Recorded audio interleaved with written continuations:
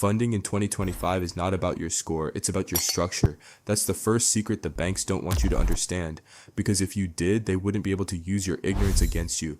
Let's talk about real funding, not $500 cards, not store credit, not the little $2,000 approvals they toss you to keep you satisfied. I'm talking about six-figure playbooks, business credit that doesn't show up on your personal report, personal credit that's structured to trigger high-limit approvals without begging or hoping, and I'm going to break the whole thing down. The number one thing you have to grasp when you're dreaming of that multi-million-dollar portfolio? Banks judge you by what's on your profile. They're looking for evidence, for proof, for what I call true comparables. These are the heavy hitters that show you're a reliable borrower. And let's be real, when we're building big, we got to talk about those credit builder accounts. My honest opinion, I'm not a huge fan. Now, hold up, I'm not saying they never work. For some, they're a necessary starting point. But if you're looking at the long game, at building a profile that screams major player, piling up too many credit builder accounts actually sends the wrong message. It tells other lenders, hey, this person is fresh out of credit repair, or they're still trying to figure things out. And that's not the narrative we want to tell when we're aiming for millions. We want to tell a story of stability, strength, and savvy. So I'm about to drop some solutions that bypass those beginner accounts and get you straight to the big leagues. We got to position your personal profile, and that means building with those true comparables. Fam, seriously, tattoo this on your brain. Solid comparables are your gold standard. When I say comparables, I'm talking about quality lines. And you need a mix. We're talking both installment lines and revolving lines. It's like building a balanced portfolio, but for your credit. For your installment comparables, think big. Auto loans, mortgages, solid personal loans, even those student loans you might already have. These are accounts where you make the same payment over time. The secret sauce here, hold them for a minimum of 8 to 12 months before you pay them off. That $20,000 or $30,000 personal loan, let it sit, let it report as paid as agreed for almost a year. YO, what's your credit score right now? Don't lie. Man, I done like 600. Yeah, 600 reasons you're still working for another man's dream. This isn't about owing money. It's about building a robust payment history that screams responsible borrower even after the account is closed. That consistency is key. You need those quality revolving lines on your consumer report. We're talking credit cards, lines of credit. These are critical for boosting your FICO bank. And listen, not everyone is going for the same thing. Some want credit cards, some want mortgages, some want business lines. Your goal is to have a diverse, strong mix, so no matter what funding opportunity comes your way, you're qualified for high limits and killer APRs. We're positioning ourselves for all the bags, not just a few crumbs. Now, I gotta be real with y'all. This is my direct, unfiltered opinion. I do not recommend store cards on your profile, especially if your goal is significant funding. And here's why. They're consumer issued, not true bank issued products. Even if a big bank underwrites it, the utility is limited. You get a Target card, you can only spend it at Target. Victoria's Secret, only Victoria's Secret. What kind of power is that? When you get a bank issued product like a Capital One, Discover, or even an upgrade card, you can spend that anywhere globally where cards and cash are accepted. You see the difference? You want financial tools that give you ultimate flexibility and universal acceptance. So, for 2025, if your goal is serious funding, ditch the store cards. They just don't measure up to the caliber of profile we're building. My next tip, and this is where it gets interesting, is that secured products can actually be better than store cards for building bank relationships. When you open a secured product, it shows the bank you have liquidity, you have capital to put up front. It's like you're saying, like, look, I'm so confident in myself, I'm putting my own money on the line to prove I'm a good risk. Whether it's a shared secured loan, a certificate pledge loan, or a secured credit card, these are gold for building internal bank ratings with credit unions and banks. Take this into consideration. Sometimes putting up a little of your own capital up front can unlock so much more down the line. It's about showing them you're serious. Now listen closely, because this is where the magic happens. You can take the next 6 to 12 months, just half a year to a full year, to structure what I call a $1 million sequence. I'm not playing with you. Once you understand these internal bank ratings, the application rules, and when to apply for certain credit products, all of which we're diving into today, you are putting yourself in the ultimate power position to stack up your first 7 figures in funding. This isn't random, it's methodical. One of the most powerful products for building those internal bank ratings, the certificate pledge loan. You might know it as a shared secured loan, or the legendary Navy Federal Pledge Loan. While Navy Federal gets all the hype for this, there are literally thousands of institutions offering the same exact product, often with even higher limits. Here's the breakdown. When you go for these certificate pledge loans, you need to understand their internal mechanics. If you pay off about 90% of this loan, you want to make sure they release your money back to you as you pay it down.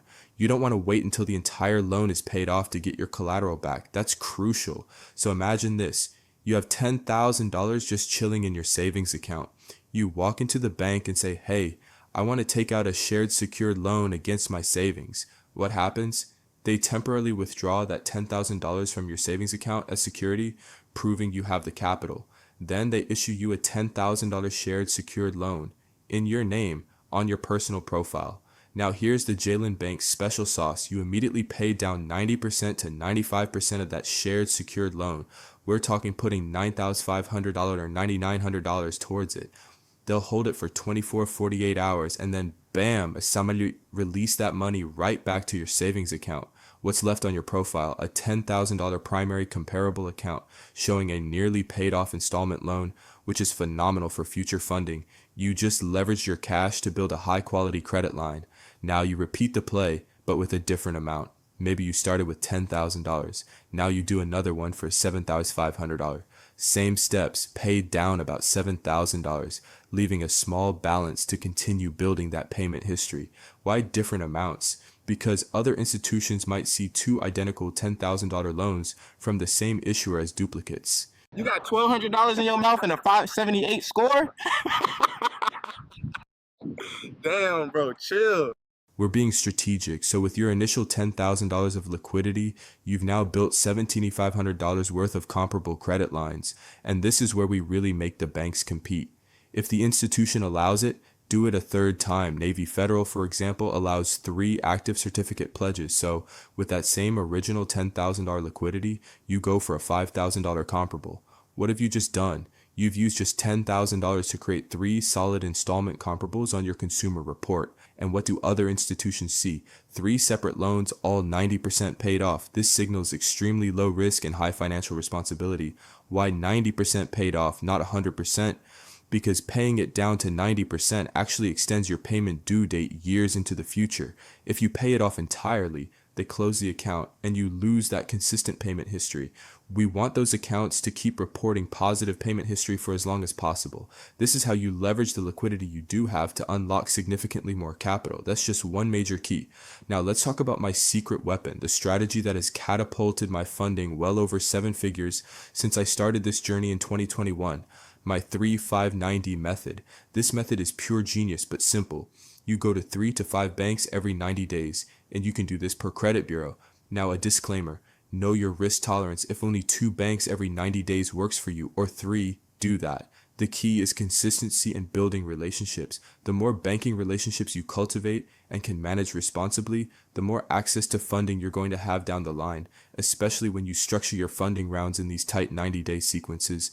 My 3 to 5-90 method breaks down how to strategically approach 3 to 5 banks every 90 days, ensuring they pull from individual credit bureaus. Think about it. If you hit just 3 banks every quarter that pull from Experian, that's 12 banking relationships for just 1 bureau in a year. Do the same for TransUnion and Equifax. You've just developed 36 different banking relationships in a single year. That's a network that most people can only dream of. What if you could take existing available credit on a credit card, turn it liquid, and use that cash to build future funding rounds by establishing a solid deposit relationship with a new bank? It gets juicy when you hit that $10,000, $20,000 mark with internal bank ratings. You're recycling capital, leveling up your profile, and unlocking even more. Whichever bureau is your strongest, that's where you start, fam. Find the banks or credit unions that primarily pull from that bureau. Need to know which banks pull from where? I got you. I have a secret lenders list for literally just $1. Yes, $1. It's in the description. This list breaks down which credit unions and banks pull from which bureau and the specific FICO score versions they use. Because remember, your FICO score varies depending on the product. Don't get caught slipping. My dollar secret lender list gives you that precise intel so you know exactly who pulls what in your region. This is the definition of working smarter, not harder. So, if Equifax is your strongest and you're in Truist's area, go build with Truist. If Citizens Bank is in your blueprint, establish that relationship. Synovus, get in there.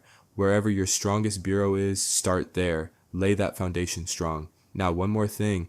Banks can pull different bureaus for different products, lines of credit, loans, credit cards. So you always have to ask. When you're building with these banks and credit unions, you need to be asking the right questions. Understand their primary lending focus. You don't want to go to a bank that's known for personal loans when you're trying to get a business credit card, and vice versa. Know what each institution specializes in. We dive deep into this inside my mentorship. If you're ready for that level of personalized strategy, just drop mentorship in the comments, and my team will connect with you. Also, your location matters. A bank might pull from TransUnion if you're in the Northeast, but Equifax if you're in the Southeast. Always ask, what bureau do you pull from for my state, my region, for this specific product? This isn't just about general knowledge, it's about precise execution. Now, all this knowledge is useless if you don't know where to go. So let's talk names. If TransUnion is your strongest bureau, start building relationships with these banks. Fidelity, Navy Federal, Fifth Third, Harris, BHG, a great lender, Regions Bank, Alliant, Comerica, and US Bank. Get that checking account open, make some small deposits, and get ready to ask for money around that 90-day mark. If Experian is your strongest, for my crypto people, the Gemini card is amazing for crypto cashback. Also, PNC loves Experian. Then you've got Wells Fargo, American Express, can pull TransUnion or Experian. Always check. Discover, Barclays, Sophie, and Bank of America. Sometimes Experian, sometimes TransUnion, depends. These are key players for leveraging your Experian profile. And if Equifax is where you shine, it might seem like fewer banks pull from them, but the ones that do are pure gold. Citizens Bank, Truist, Citi, KeyBank, Synovus, DCU, Langley, PenFed, TD Bank, and First Citizens Bank. There's a whole world of banks and credit unions pulling from Equifax. With these names alone, you should be able to secure your first 6 figures in funding. Easily $100,000 to $150,000, whether it's through TransUnion, Experian, or Equifax. No excuses. Listen up, fam, because this part is pure wisdom. As you work through your 3 to 590 sequence, remember this: the longer your relationship with an institution, the bigger the approvals. This is what we call dating the bank. You wouldn't propose on the first date, right? You gotta build trust, show commitment. It's a rule of thumb to date the bank for at least 90 days before you even think about asking for that big bag. You can only win the game at the level you understand it. And there's a specific order to how you develop your funding sequence once your profile is structured. First, you hit the pre-qualification banks. These are your first stop. Banks like American Express, Discover, Apple, PayPal, Capital One, Truist, Wells Fargo. They'll tell you what you're pre-qualified for before a hard inquiry. This is how you test the waters without impacting your score. From there, you go to soft pull banks. Next, look for institutions that issue credit based on a soft pull, meaning no hard inquiry on your report. Get those new accounts without leaving a trace on your credit. Some banks will require light documentation, asking for 3 to 9 months of bank statements. Then there's full documentation, where they want a 1-year or 2-year tax return.